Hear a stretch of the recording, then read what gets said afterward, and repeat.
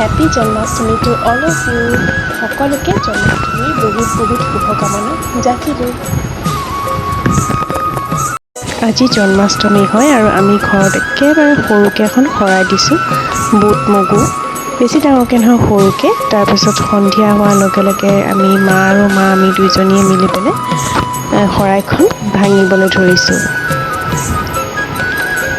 তাৰপিছত ভগৱানৰ ওচৰত চাকি বন্তি জ্বলাই মই মোৰ নিজৰ মনত যিখিনি আছে সেইখিনি ভগৱানৰ ওচৰত প্ৰাৰ্থনা জনালোঁ, যাতে সকলোবোৰ ভাল হয়, ঠিক হৈ যায়, মনৰ দুখবোৰ যাতে আঁতৰি যায়, সেইবোৰে আৰু। ভিডিঅ'টো অকণমান ফাটি গৈছে, কাৰণ যোনে কৰি আছিলে সি ভালকৈ ভিডিঅ' উঠাব নাজানে। এইবোৰতো আৰু মেমৰিজহে, আৰু মেমৰি হিচাপে ৰাখি থোৱা যায়, ভাল লাগে কেতিয়াবা চাই, সেইটো কাৰণে।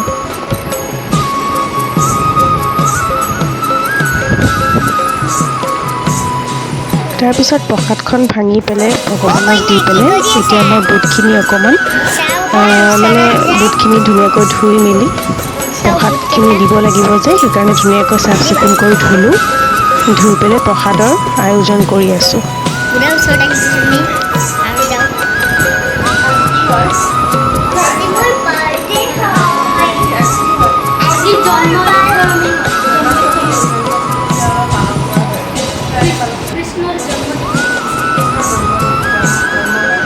ইহঁতক অকণমান জন্মাষ্টমীৰ বিষয়ে সুধিলোঁ। সৰু ল'ৰা ছোৱালী আমাৰ ঘৰৰ ওচৰতে থাকে, আহিছিলে আৰু মোৰ লগত খুব মিল ইহঁতৰ, সেইকাৰণে আহিবই আৰু ইহঁতে কিবা এটা পাতিলে।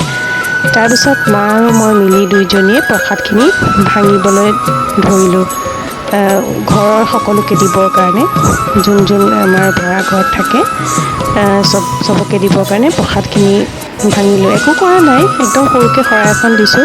প্ৰত্যেক বছৰে দিওঁ শৰাই এখন, খুব বেছি ডাঙৰকৈ নকৰোঁ আৰু সৰুকৈ বুট মগু প্ৰসাদ একেলগে ভিজাই মেলি এনেই সৰুকৈ আমি প্ৰত্যেকবাৰেই দিওঁ, ময়ো দিওঁ। আৰু আজি বাৰু মই আৰু মা দুইজনী মিলি পেলাই দিছোঁ, কিন্তু প্ৰত্যেক বছৰে দিওঁ, এদিনো নিদিয়াকৈ নাথাকোঁ। যিমানে দুখ নহওক, যিমানে সুখ নহওক কিয়, শৰাইখন এটলিষ্ট দিবলৈ নাপাহৰোঁ কেতিয়াও। আৰু ভালো লাগে ঘৰত।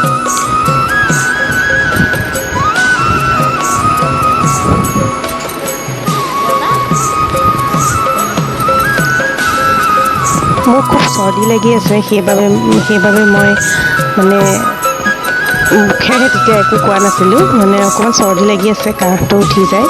বাকী একদম এতিয়া পূৰা ভাল গা চা, খালি চৰ্দি লাগি আছে। এয়া আমি সকলোৱে মিলি কেইখনমান ফটো উঠিলোঁ। এয়াই আছিল আমাৰ একদম সুৰাকৈ আমি জন্মাষ্টমী উদযাপন কৰিলোঁ। আপোনালোকেও চাগে কৰিছে। বাকী যদি ভিডিঅ'টো চাই ভাল লাগিছে তেনেহ'লে লাইক কমেণ্ট নিশ্চয় কৰিব। Till then, bye bye.